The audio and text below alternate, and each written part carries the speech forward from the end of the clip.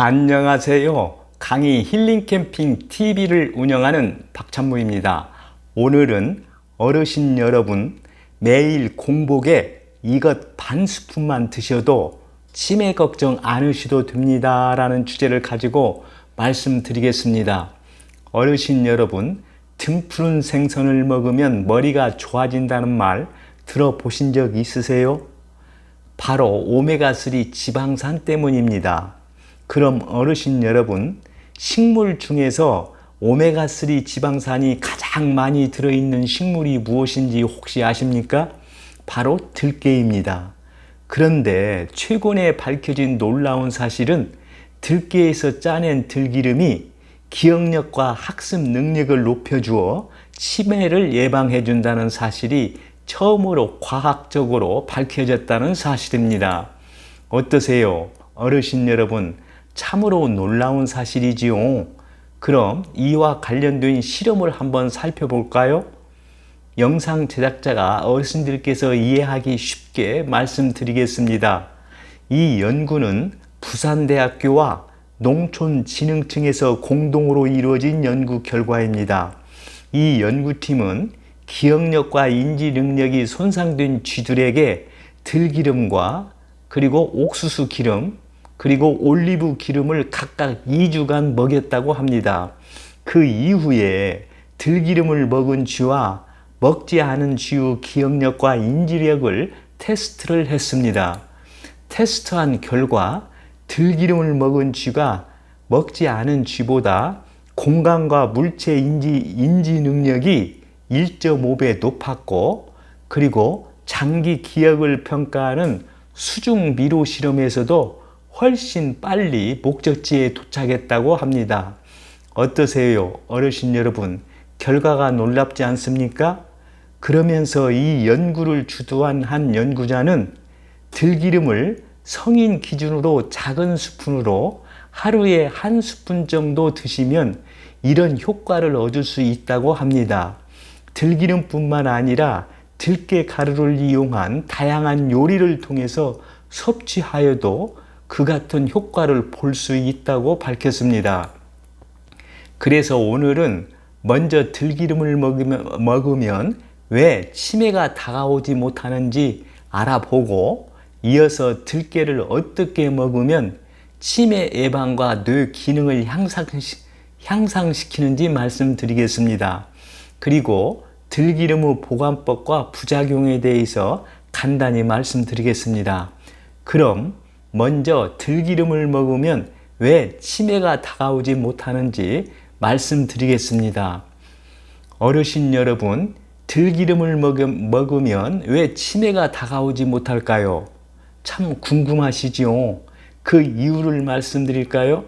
치매는 어르신들께서 알고 계시듯이 알츠하이머 치매와 혈관성 치매 그리고 기타 치매로 나뉩니다. 그중 어떤 치매가 발병률이 가장 높은지 아시지요? 바로 알츠하이머 치매입니다. 알츠하이머 치매 발병률은 모든 치매 발병률 중 거의 60-70%를 차지할 만큼 많이 차지하고 있습니다. 그럼 어르신 여러분, 알츠하이머 치매가 왜 발병할까요? 이에 대해서 전문가들은 알츠하이머 치매는 뇌의 신경 회로망에 베타 아밀로이드라고 불리는 독성 단백질이 쌓여 신경 회로망을 파괴하기 때문에 생긴다고 합니다. 실제로 알츠하이머 치매 환자의 뇌는 베타 아밀로이드라는 독성 단백질이 뭉쳐져 덩어리져 플라그져 있는 것이 확인되었습니다. 그런데 놀랍게도 들기름 속에 많이 들어있는 알파 리놀렌산이라는 성분이 뇌 속에 쌓인 베타 아밀로이드라는 독성 단백질의 분해를 촉진한다는 것이 밝혀졌습니다. 참으로 놀라운 사실이죠. 이것을 밝힌 연구가 앞에서 영상 제작자가 소개한 부산대학교와 농촌진흥청에서 공동으로 이루어진 연구에서입니다. 그리고 미국 캘리포니아 주립대에서도 알파 리놀렌산을 비롯한 오메가3 지방산이 베타 아밀로이드가 뇌에 쌓이는 것을 막아준다는 연구 결과를 이미 발표한 바 있습니다. 어르신 여러분, 이제 왜 들기름이 치매를 예방하는지 그 이유를 확실히 아시겠지요? 참고적으로 말씀드리면 알파 리놀렌산은 오메가3의 일종으로 이를 섭취하면 혈중 콜레스테롤이 저하되고 심혈관계 질환 발병 위험성을 감소시켜주는 것으로도 알려져 있습니다. 그리고 동맥의 기능이 보호되는 효과 등을 얻을 수 있다고 합니다. 이처럼 효능이 뛰어난 오메가3의 일종인 알파 리놀렌산이 가장 많이 들어있는 것이 바로 들기름입니다. 어떠세요? 어르신 여러분, 들기름의 치매 예방 효능이 참 대단하지 않습니까? 영상 제작자가 늘 강조해왔듯이 음식은 약이 아니기 때문에 그 효험을 보려면 장기간 꾸준히 드셔야 한다는 것을 잊지 마시기 바랍니다. 그럼 어르신 여러분, 어떻게 들기름을 섭취해야 효과를 볼 수 있을까요? 그래서 다음은 들기름을 어떻게 섭취했을 때 치매 예방과 뇌 기능을 향상시키는지 그 방법을 말씀드리겠습니다. 어르신 여러분, 들기름을 어느 때 드실 때 가장 좋을까요? 공복에 드시는 것이 가장 좋습니다. 왜 그럴까요? 당연히 우리 몸은 공복에 음식물이 들어오면 대부분 흡수하려는 성질이 있기 때문이지요. 그럼 섭취량은 어느 정도가 좋을까요? 나라마다 그리고 학자별로 약간의 차이는 있지만 여러 자료를 종합해 보면 성인의 경우 하루 4.5g 정도가 적당하다고 합니다. 이는 숟가락 반술 정도이고 작은 스푼으로는 하나 정도 됩니다. 그리고 어르신 여러분, 그런데 들기름 드실 때 주의할 점이 한 가지 있습니다. 들기름은 생으로 드시는 것이 가장 좋다는 점입니다. 왜냐하면 들기름은 열을 가열했을 때 오메가3가 파괴될 수 있기 때문이지요. 그래서 영상 제작자는 가급적 요리가 아닌 생으로 드시라고 당부드리고 싶습니다. 만약에 어르신 여러분 생기름만 드시기 곤란하다면 생달걀과 함께 드셔도 좋습니다. 왜냐하면 달걀의 노른자 부위에는 제시틴이라든가 토코페롤 성분이 들어있는데 이들은 들기름의 좋은 성분들을 흡수하기 좋은 상태로 만들어주기 때문이지요. 그런데 이때 영상 제작자가 어르신들께 당부드리고 싶은 점은 생달걀을 취급할 때는 식중독 위험이 되는 살모넬라 균이 있기 때문에 조심하셔야 한다는 점입니다. 이 점을 잊지 마시기 바랍니다.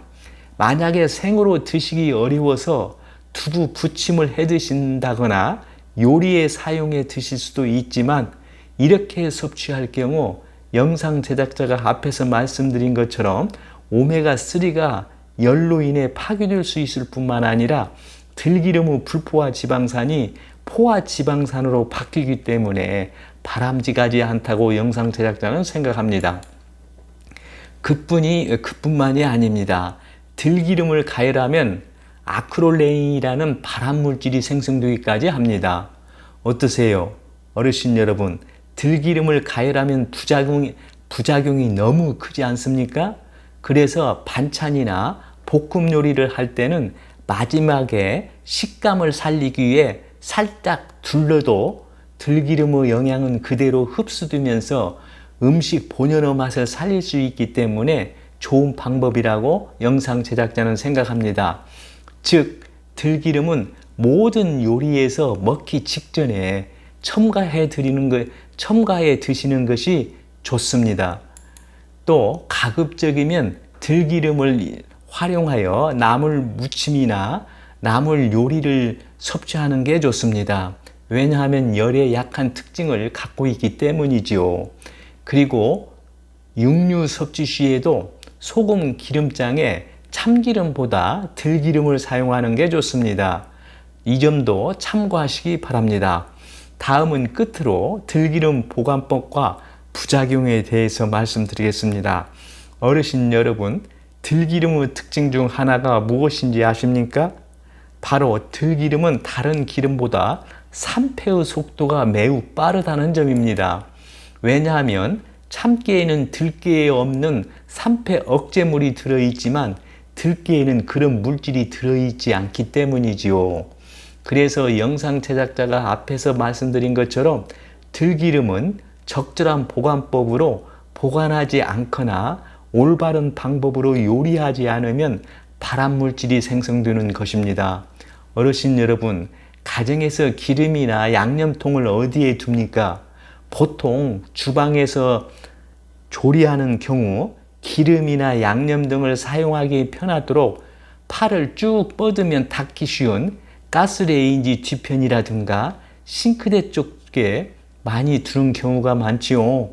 그런 곳에 들기름을 둘 경우 어떨까요?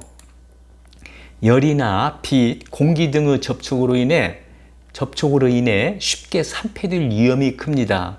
그럼 어르신 여러분, 어떻게 해야 할까요? 이는 매우 중요한 문제이기 때문에 영상 제작자가 좀 구체적으로 들기름 보관법을 말씀드리겠습니다. 들기름은 참기름과는 다르게 냉장 보관해야 합니다.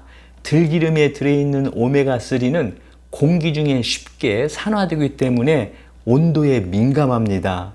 들기름은 개봉 후 한 달에서 석 달 안에 빠르게 섭취할수록 좋습니다. 밀폐 용기에 넣어서 냉장 보관해야 합니다. 그리고 들기름에 참기름을 섞어서 보관하면 장기간 보관할 수 있습니다. 비율은 들기름 8 그리고 참기름 2 비율이면 됩니다. 착유한 들기름을 4도, 섭씨 4도, 10도, 25도에 보관하는 실험을 진행한 결과 4도에서 보관하는 경우에는 40주까지 변화가 없어 산패를 방지할 수 있었다고 합니다. 상온에서 보관하면 착유 후 20주부터는 산패가 빠르게 진행되기 때문에 장기간 보관할 경우 냉장고 등을 이용해서 4도 이하에서 보관해야 안전하게 들기름을 섭취할 수 있습니다. 이 점도 꼭 기억해 두시기 바랍니다. 어르신 여러분, 산패된 기름이 얼마나 해로운지 아십니까? 산패되는 기름은 담배보다 10,000배가 넘는 발암물질을 함유한다고 합니다. 어르신 여러분, 참으로 놀랍죠? 만약에 산패되었다거나 유통기한이 넘은 기름은 아까워 말고 그냥 버리시라고 영상 제작자는 어르신들께 강력하게 당부드립니다. 꼭 참고하시기 바랍니다. 들기름의 부작용은 생들기름은 딱히 특정한 부작용은 없습니다. 그러나 유통기한이 짧은 편이라 4~5개월 이내에 빨리 드시는 것이 좋고, 그리고 영상 제작자가 앞에서 강조했듯이 쉽게 산화가 되는 편이기 때문에 냉장 보관해야 한다는 것도 다시 한번 강조해서 말씀드립니다. 오늘은 어르신 여러분, 매일 공복에 이것 반 스푼만 드셔도 치매 걱정 안 하셔도 됩니다 라는 주제를 가지고 말씀드렸습니다. 끝으로 오늘 내용을 정리한 영상을 보면서 마치겠습니다. 오늘 내용이 공감되시면 구독과 좋아요를 눌러주세요. 시청해 주셔서 감사합니다. 좋은 날 되세요.